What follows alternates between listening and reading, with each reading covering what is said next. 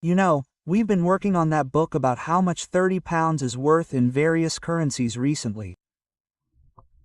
Yesterday, I was talking to Minglin about it, and our printing boss saw the manuscript and thought, wow, this is really great. He said he wanted to do something good, and asked if he could contribute his own story. So I was curious and asked Minglin what kind of story it was. He said he had quite a few stories. I said, that means you didn't do anything good when you were young, did you? You did a lot of bad things, right? So now you're seeing the karmic retribution, aren't you? Quote. Then I asked Minglin what exactly he did. He gave me an example. He said this boss sold his house, even though he knew the house wasn't worth that much, and that the buyer would definitely be taken advantage of and lose money. He deliberately closed his eyes and let someone buy his house at a high price. The house was sold.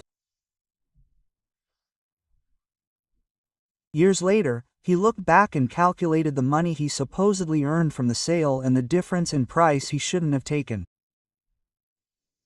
He calculated it again, and strangely enough, the extra money he received had all gone away.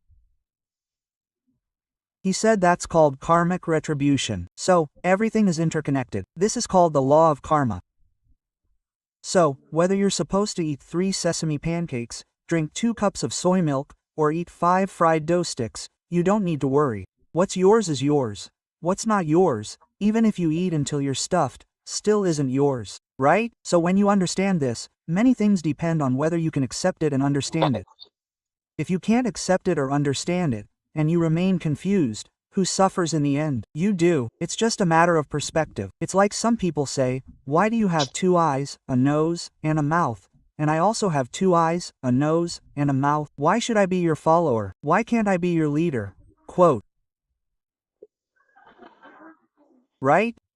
Some people think like that. Even if I save them, they might still think that way later. You never know, right? Because one kind of rice feeds 100 kinds of people, you can't really say. The circumstances are different. The level of understanding is different. What's so great about your level of understanding? I have a certain level of liking to eat small steamed buns. Really, I'm telling you.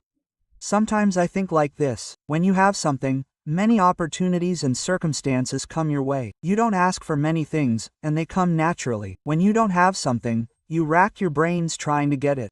Thinking of all sorts of petty calculations, in the end, you still won't be able to calculate things properly. That's really the case. So when you understand everything clearly, you need to know that everything follows the laws of nature. Follow this spiritual path, this lineage of teachings. Don't have mistaken ideas. You think you're being clever, you think others don't know, but others already know. Others only know about the heavenly stems and earthly branches, a concept in Chinese astrology. You say you weren't in a certain place today, but then something will happen to you later.